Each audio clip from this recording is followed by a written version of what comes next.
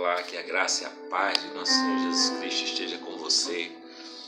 Quero passear mais uma vez pelo coração, pelas palavras de Desmond Tutu. Palavras que trazem libertação, né? Palavras que conduzem à mensagem do Evangelho de Jesus de Nazaré. E ele diz: a oposição, a discriminação contra a mulher é uma questão de justiça. A oposição à discriminação com base na orientação sexual é uma questão de justiça, mas também é uma questão de amor. Todo ser humano é inestimável, somos todos nós, parte da família de Deus. Todos devemos ter o direito de amar um ao outro com honra. Em todo mundo, gays, lésbicas, bissexuais e transexuais são perseguidos. Tratamos essas pessoas como párias e as afastamos de qualquer comunidade. Fazemos com que elas duvidem do fato de serem filhos e filhas de Deus. Isso é o mais perto que podemos chegar da blasfêmia absoluta. Culpamos o próximo pelo que ele é. As igrejas costumam dizer que a expressão do amor em um relacionamento heterossexual ou monogâmico inclui a expressão física, o toque, o abraço, o contato genital. Perdoe-me. O contato genital, a totalidade do amor humano faz com que as pessoas se tornem cada vez mais semelhantes a Deus e compassivas. Pois se isso acontece para o hétero, desculpa. Se isso acontece para o heterossexual, que razões mundanas seriam usadas para sustentar que o mesmo não acontece para o homossexual? O Jesus que eu adoro não está propenso a colaborar com quem torna vil e persegue uma minoria que já é oprimida.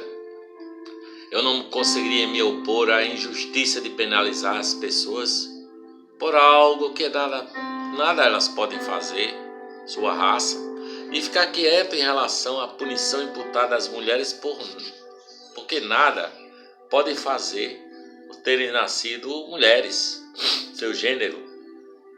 Portanto, também dou meu apoio à defesa do tratamento igualitário entre os que têm uma orientação sexual diferente do heterossexual.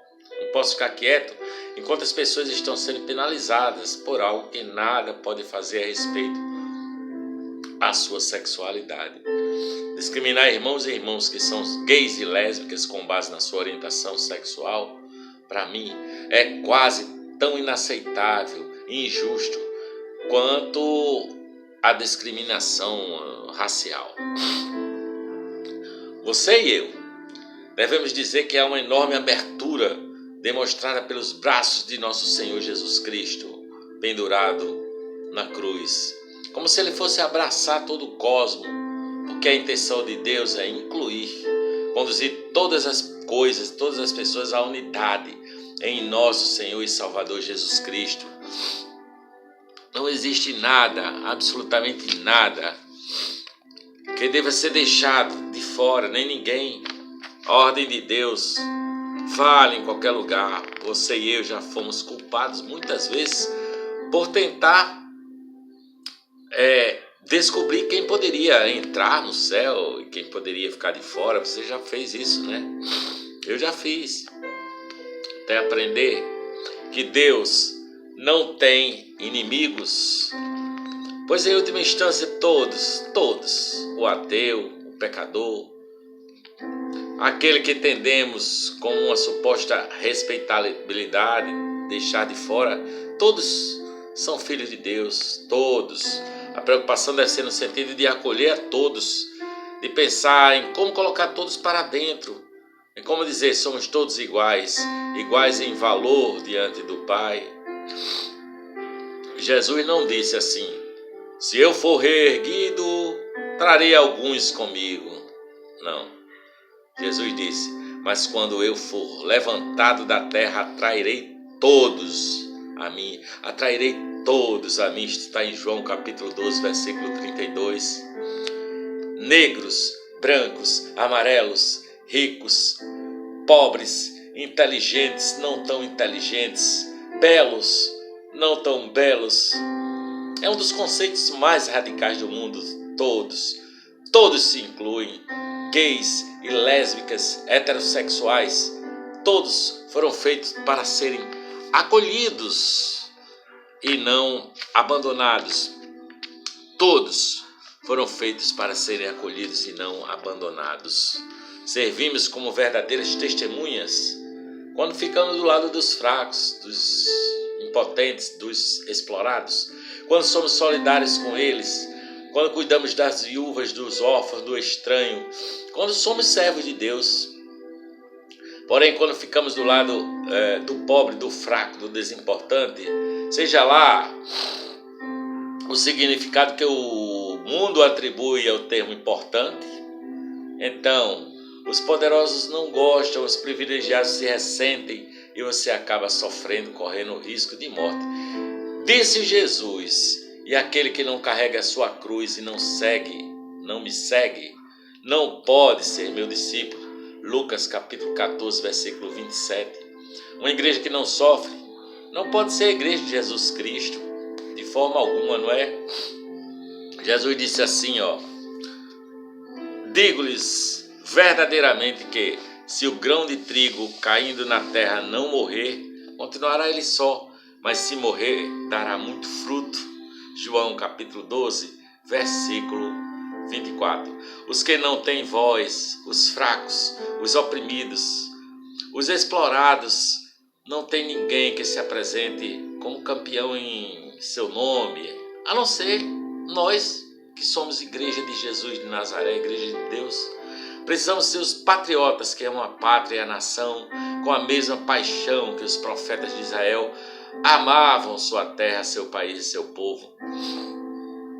O amor deve servir de inspiração para desejarmos apenas o melhor para a nossa terra, para podermos nos envolver em um desenvolvimento verdadeiro, de modo que todos possam desfrutar a plenitude de Deus, todos possam desfrutar a plenitude de Deus, a plenitude que Deus reservou para todos nós, para que possamos apreciar a vida.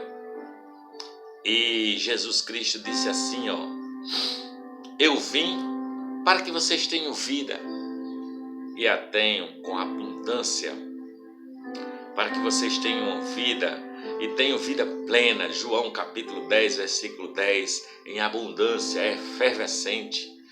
Devemos zelar pelos direitos daqueles que não têm seus direitos, que têm seus direitos violados. Precisamos dizer que eles sejam feitos sujeitos, não objetos, que possam participar da mesma maneira que aqueles que controlam as rédeas do futuro. Precisamos orar.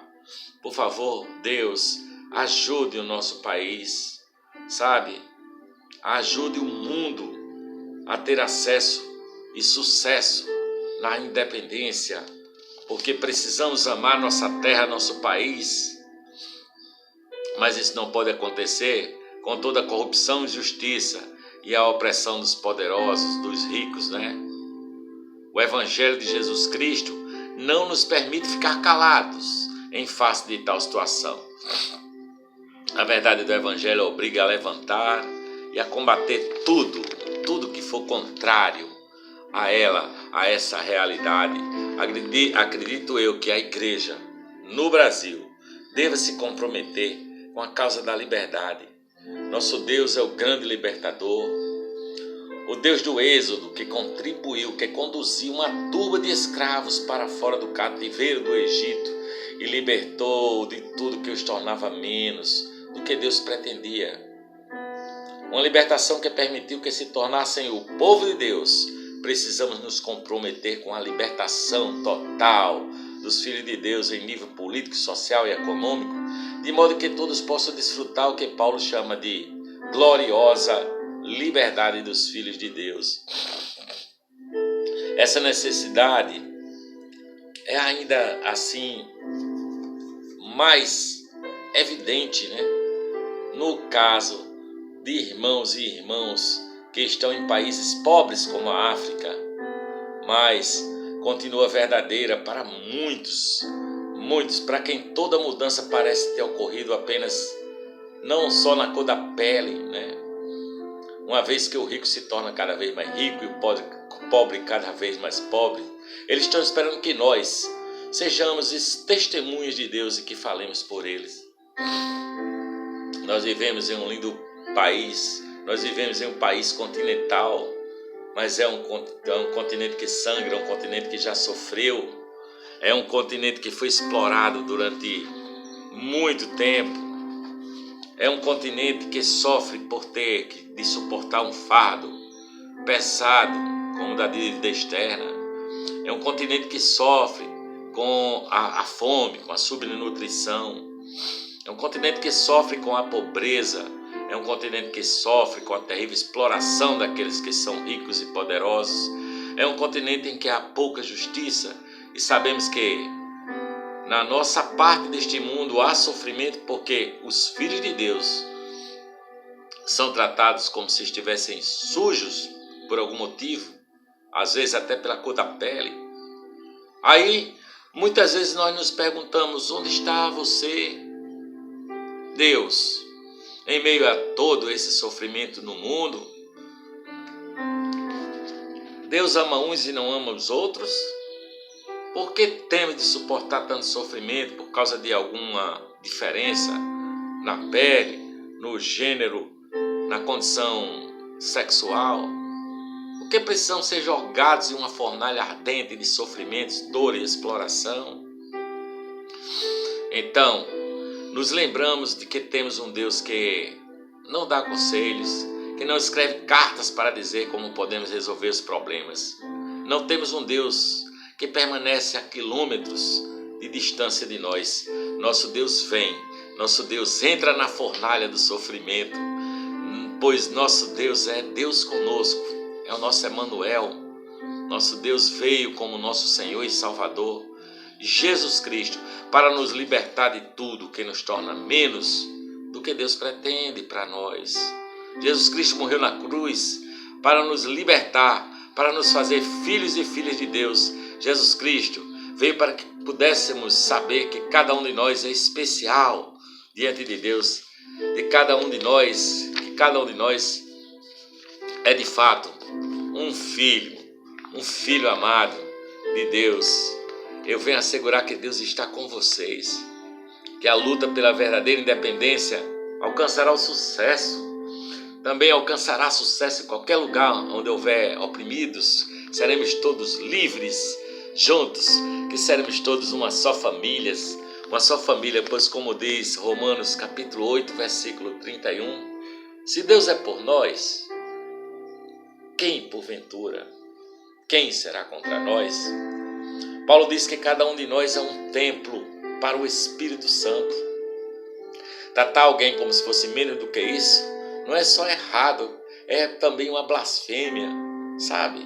Isso pode ser considerado assim como uma blasfêmia. Isso não se aprende em qualquer manifesto político. Aprendemos isso na Bíblia, conhecendo o Evangelho. Aprendemos com a Bíblia que Deus é um Deus que escolhe lados. Ele não é um Deus neutro. Deus é um Deus que está sempre do lado do pobre, do oprimido, dos pequeninos e dos que são desprezados. É por essa razão que nós, como igreja, temos de ser solidários com o pobre, com o desabrigado, com o faminto, com o oprimido, porque, irmãos e irmãos, vocês estão recebendo um chamado elevado. Vocês precisam lembrar que a igreja que sempre que ela é obediente ao Mestre e Senhor, Jesus Cristo, ela acaba sendo como seu Mestre e seu Senhor na cruz. Porque quando a igreja fala em nome do fraco, do pobre, do oprimido, os poderosos não gostam e a igreja termina sofrendo. Uma igreja que não sofre não é a igreja de Jesus de Nazaré. Não é a igreja de Jesus de Nazaré.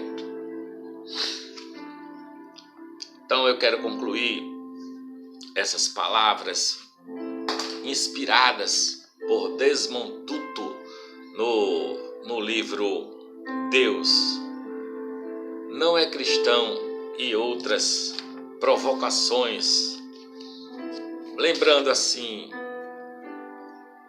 da história de Elias, do profeta Elias, quando ele teve de participar de uma competição com 400 profetas de Baal. Está em 1 Reis, capítulo 18, dos versículos 17 a 39. Ele disse aos filhos de Israel: vocês precisam escolher entre Deus e Baal, o falso Deus. Depois acrescentou: vamos fazer uma competição. Escolheremos 2 novilhos. Vocês, profetas de Baal, devem sacrificar seu novilho e colocá-lo sobre a lenha e sem atear fogo.